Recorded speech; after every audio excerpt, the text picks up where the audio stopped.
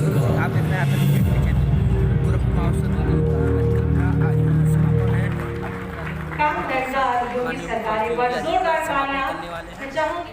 चाहेंगे गोरखपुर के एयरपोर्ट से वहां की सुविधा प्राप्त हो। बहुत शीघ्र कुशीनगर से इंटरनेशनल फ्लाइट होनी प्रारंभ हो जाएगी। इंटरनेशनल एयरपोर्ट कुशीनगर में ही बनता है। यहाँ से मुश्किल से 1 घंटे की दूरी पे कुशीनगर आपको बेहतरीन सुविधा देगा।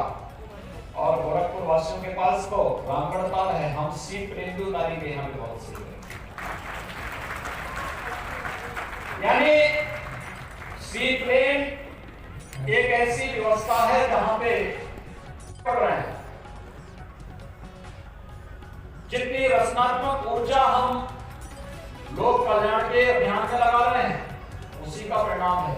और जब खुशखबरी आती है तो महोत्सव जैसा अवसर होता ही है। गोरखपुर महोत्सव उस खुशखबरी का ही एक पहली मंजिल है जिसको आयोजन करने का श्रेय गोरखपुर के प्रशासन को प्राप्त होता है। उन्होंने यहाँ के जनप्रतिनिधियों के साथ मिलकर भी पता नहीं और लोगों को इंतजार रहा होगा न रहेगा, लेकिन रवि किशन जी को प्रसन्नता जरूर हुई होगी इस महोत्सव के कार्यक्रम से। इसलिए महोत्सव के इस कार्यक्रम के साथ इस भीषण शीतलहरी में इतनी बड़ी संख्या में आप सब कोविड-19 के प्रोटोकॉल का पालन करते हुए उपस्थित हुए हैं। मैं सबसे पहले आप सबका भी हृदय से अभिनंदन करता हूं। आप सबको मकर संक्रांति की अपनी बधाई देता हूं, शुभकामनाएं देता हूं। वास्तव में जीवन निराशा का नाम नहीं है, हताशा का नाम भी नहीं है और पलायन का नाम भी नहीं है। जीवन तो उत्साह का नाम है, उमंग का नाम है, लेकिन जीवन में अनुशासन और मर्यादा भी होनी चाहिए। इस महोत्सव ने एक बार फिर से इसे साबित किया है। अनेक कार्यक्रम हुए, विगत वर्ष तक 3-3 दिनों तक ये महोत्सव चलता था। मैंने कहा महोत्सव होने चाहिए, लेकिन महोत्सव 2 दिन का ही हो, लेकिन 2 दिन का महोत्सव जरूर करिए, क्योंकि ये हमारे लिए आगे के रास्ते खोल रहा है। आपने देखा होगा कोरोना कालखंड में एकदम लॉकडाउन था, बाद में मार्केट भी बंद रहे कई दिनों तक, फिर सप्ताह में 1 दिन 2 दिन खोलने की बात आई, फिर ये हुआ कि एक निश्चित समय को खोलना है। कभी दिन का कर्फ्यू, कभी रात्रि का कर्फ्यू, कभी एक मार्केट बंद, कभी दूसरी मार्केट बंद, और अंत में ये रहा कि नहीं अब तो सब कुछ खोल ही देना चाहिए, अब कोरोना से कायदे से लड़ ही लेते हैं। और उसका परिणाम रहा कि हम लोगों का आंकलन एकदम सही था। हम लोग डरेंगे तो कोरोना पीछे पीछे आएगा। हम लोग अनुशासित ढंग से प्रोटोकॉल का पालन करते हुए इससे लड़ेंगे तो कोरोना परास्त होगा। और यही हुआ, देश के अंदर भी और प्रदेश के अंदर भी। बहुत बड़ा काम किया है आप लोगों ने, बड़े संयम का परिचय दिया, बड़े सब्र का परिचय दिया, और उस संयम और सब्र के कारण आज हम लोग सफलतापूर्वक इस लड़ाई को आगे बढ़ा रहे हैं। गोरखपुर और पूर्वांचल विकास के एक नई ऊंचाइयों को छू रहा है। आजादी के बाद प्रधानमंत्री मोदी जी के मार्गदर्शन और उनका सानिध्य से एक नई ऊंचाइयां दिया है। आज गोरखपुर में 1990 में बंद पड़ चुका खाद कारखाना इस 21 में फिर से धुआं उगलता हुआ दिखाई देगा।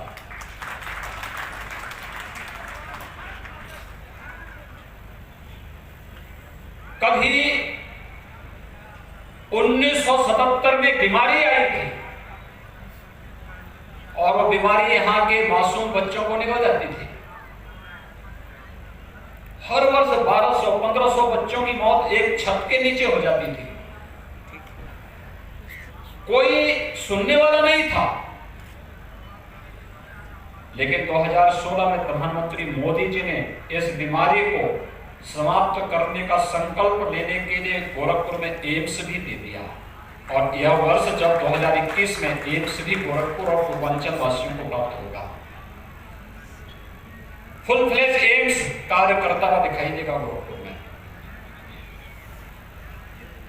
गोरखपुर में बंद पड़ चुके चीनी मिलें फिर से प्रारंभ हुई हैं।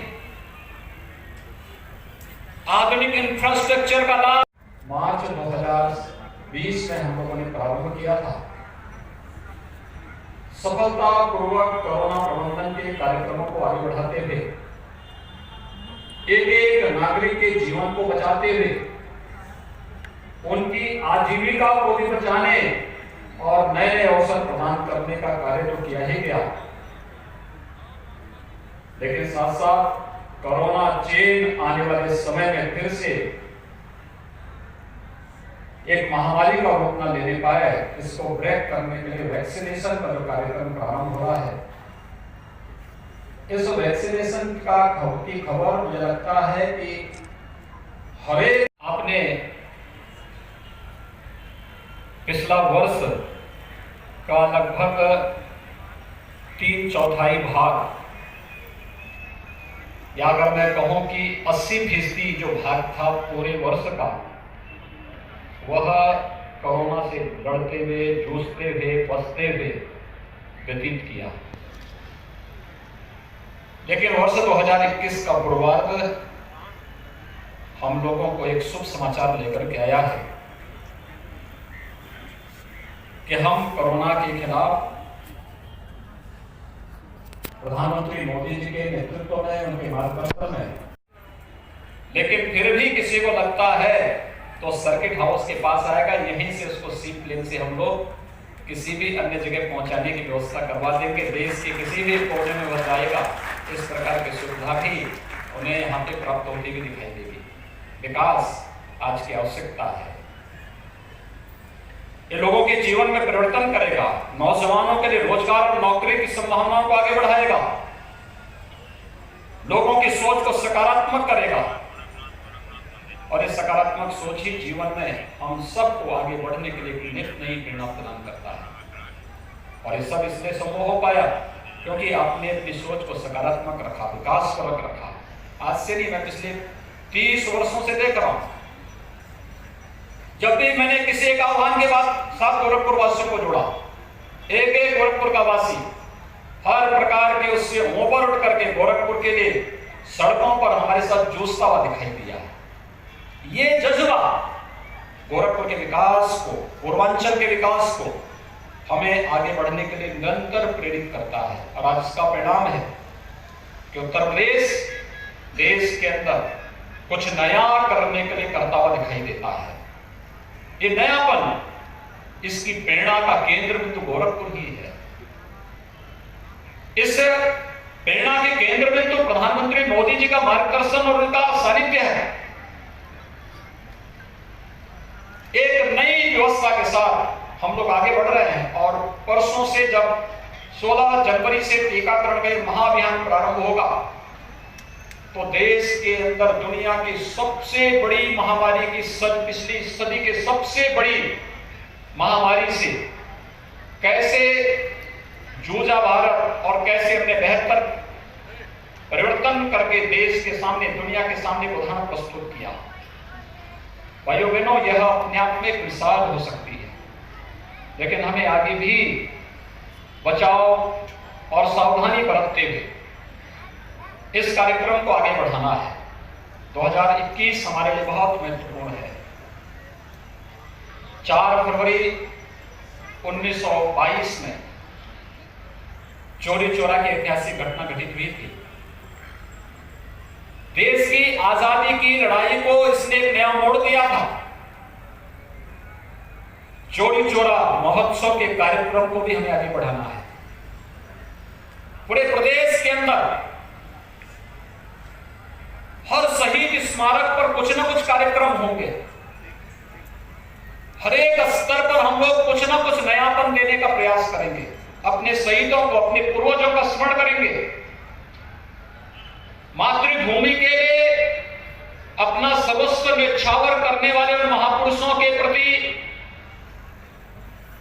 अपनी श्रद्धा और अपने समर्पण को व्यक्त करने के लिए सभी कार्यक्रम प्रदेश के अंदर चौरी चौरा से प्रारंभ करके प्रदेश के हर शहीद स्मारक पर एक कार्यक्रमों के आयोजनों को आगे जोड़ना है। इसके लिए व्यापक कार्य योजना राज्य स्तर पर भी बन रही है, जनपद स्तर पर भी तैयार हो रही है, और हर एक स्तर पर इन कार्यक्रमों को बनाने के साथ ही आजादी की लड़ाई में जूझने वाले उन सभी महापुरुषों के का पुनस्मरण हमारी आने वाली पीढ़ियां कर सके, उन्हें पाठ्यक्रम का हिस्सा भी बनाया जाएगा। जिन्हें जानबूझ करके पाठ्यक्रमों से हटाने का अब तक प्रयास हुआ है, इस शरारतपूर्ण प्रयास को बेनकाब करते हुए हम अपने उन महापुरुषों को फिर से ससम्मान स्कूल कॉलेजेस के पाठ्यक्रम का हिस्सा भी बनाएंगे।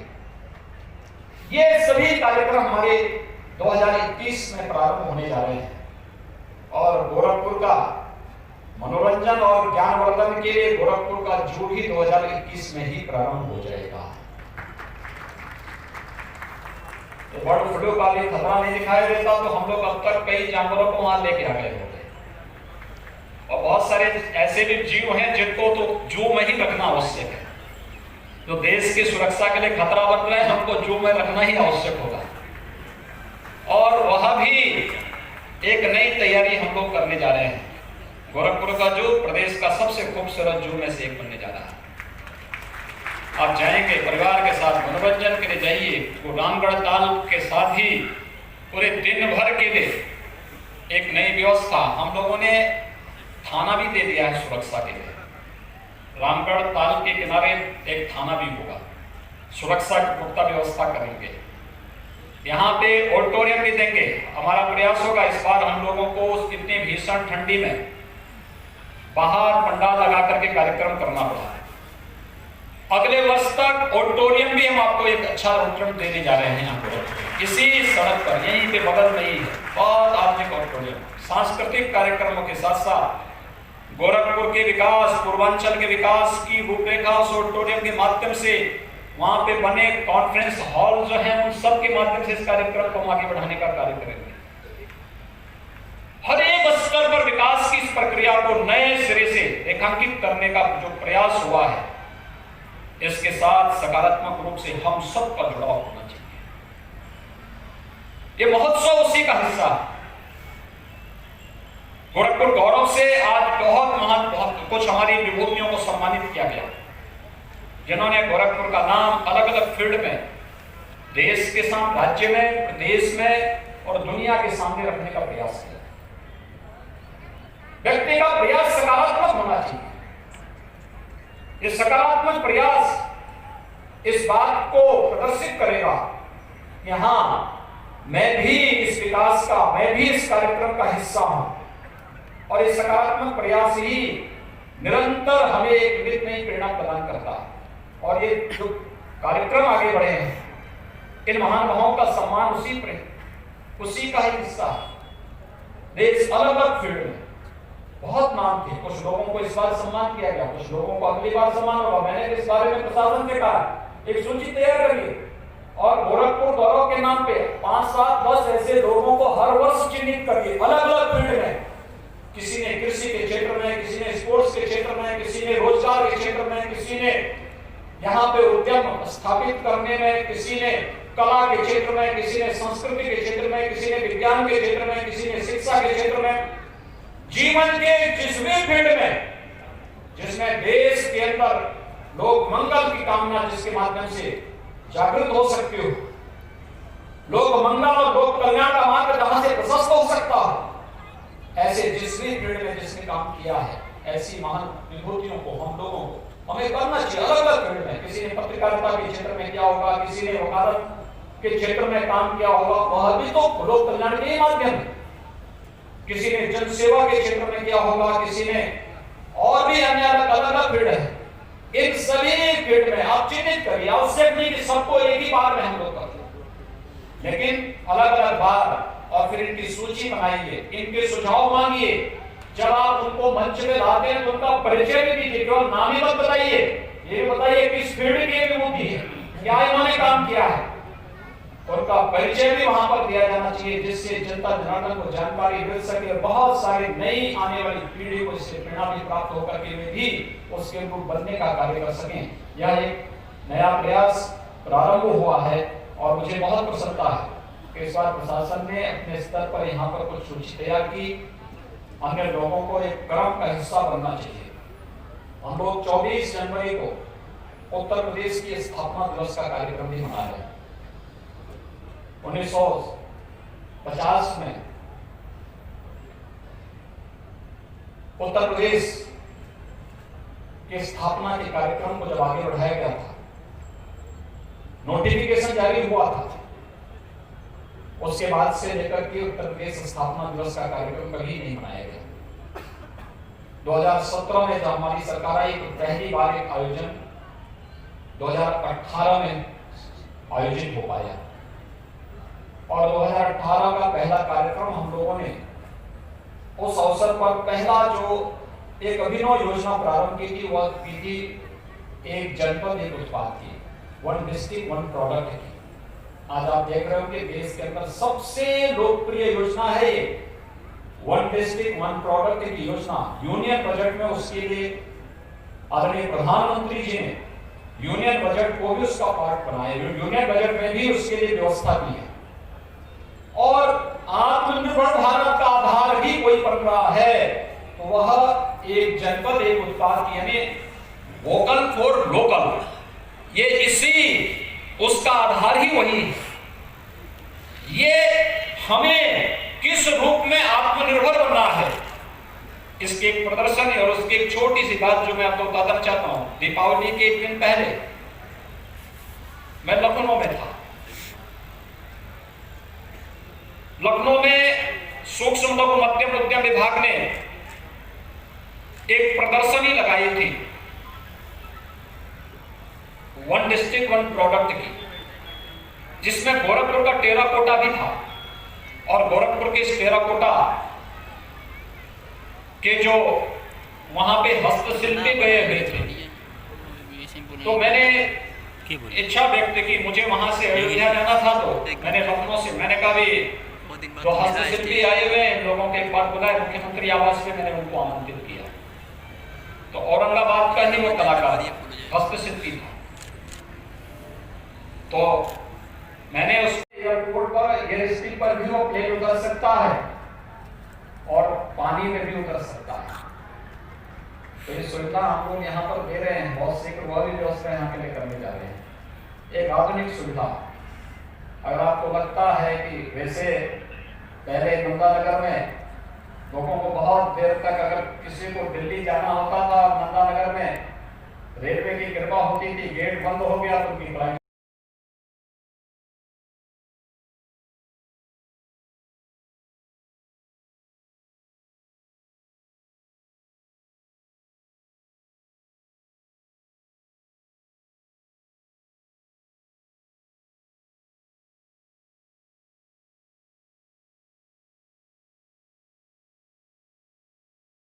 के साथ हम सबको जोड़ता है। आत्मनिर्भर भारत की परिकल्पना को साकार करता हुआ यह दृश्य एक जनपद एक उत्पाद के माध्यम से हम लोग आगे बढ़ाने का कार्य कर रहे हैं। बहुत कुछ है यहाँ पे, रेडीमेड गारमेंट्स का हब बनने की क्षमता है, प्रयास तो करें, एक एक को आगे आना पड़ेगा। हम लोग तो यहाँ पे 2008-9 में एक टेक्सटाइल पार्क स्वीकृत करवा दिए थे, आगे योजना बन नहीं पाई। विकास के मार्ग में बाधक नहीं बल्कि हमें उसमें सहभागी बनना चाहिए और सहभागी बनकर के उस कार्यक्रम को सफलता की नई ऊंचाइयों तक पहुंचाना चाहिए। याद रखना, जब व्यक्ति सकारात्मक दृष्टिकोण रखता है, मैं और मेरे से ऊपर उठ करके काबू करता है, तो वह सकारात्मक दृष्टिकोण उसके स्वयं के लिए भी बहुत अनुकूल हो जाता है और समाज और राष्ट्र तो पूरा उसका लाभ उठाता ही उठाता है। उन सब का मैं हृदय से अभिनंदन करता हूं। आयोजन में सहभागी बनने वाले जितने भी कलाकार थे, जितने भी कर्मी थे, संस्कृति कर्मी थे या अलग अलग विधा से जुड़े हुए जो महानुभाव थे, उन सब का भी मैं हृदय से धन्यवाद देना चाहता हूं, उन सब का अभिनंदन करना चाहता हूं। गोरखपुर के जनप्रतिनिधियों जिनकी सकारात्मक भूमिका के कारण यहाँ का प्रशासन इस कोरोना कालखंड में और भीषण शीतलहरी के बीच इतना भव्य और दिव्य कार्यक्रम को यहाँ पर आज संपन्नता की ओर अग्रसर कर रहा है, क्योंकि कार्यक्रम जल्दी संपन्न हो, कल बाबा गोरखनाथ को खिचड़ी भी चढ़ाने के लिए सभी लोग जाएंगे और इसीलिए हम लोग भी उसकी तैयारी में मैं स्वयं भी आया हूँ की व्यवस्था देख सकूं, कार्यक्रम को आगे बढ़ा सकूं। आप सबको मैं फिर से मकर संक्रांति की हृदय से बधाई देता हूं, अपनी शुभकामनाएं देता हूं। कल हम लोग मकर संक्रांति पर्व पर एक डाक टिकट भी जारी करने जा रहे हैं। 10 रुपए का डाक टिकट होगा। आप देखेंगे गोरखपुर की पहचान बनेगा डाक टिकट। दूसरा, उत्तर प्रदेश सरकार की एक डिजिटल डायरी वो भी हम कल लोकार्पण करने जा रहे हैं। कागज अब नहीं है तो स्मार्टफोन हर एक के पास आ गया है। डिजिटल की बात करेंगे तो हर एक पक्ष डिजिटलीकरण की तरफ जाएगा और इसका बहुत लाभ होने जा रहा है। डिजिटल डायरी को भी कल हम लोग लॉन्च करेंगे। उत्तर प्रदेश सरकार का कब कब कौन कौन से कार्यक्रम होने जा रहे हैं, कब कौन पर्व करने जा रहे हैं, सारी सूचनाएं उसके साथ हम जोड़ करके आपको उपलब्ध करवाएंगे। कल ये बहुत सारे कार्यक्रम होंगे। मैं एक बार फिर से आप सभी का गोरखपुर महोत्सव को सफलतापूर्वक संपन्न करने के लिए हृदय से बधाई देते हुए कि आपको सभी को मकर संक्रांति की मंगलमय शुभकामनाएं देता हूं और विश्वास व्यक्त करता हूं कि हम कोरोना के खिलाफ देश की इस लड़ाई को मजबूती के साथ आगे बढ़ाने के लिए आदरणीय प्रधानमंत्री जी के प्रति आभार व्यक्त करते हुए हम लोग मजबूती के साथ इस लड़ाई को आगे बढ़ाएंगे और अपनी बारी का इंतजार जरूर करेंगे। वैक्सीन लगाने के लिए हड़बड़ी नहीं करेंगे, छीना झपटी भी नहीं करेंगे।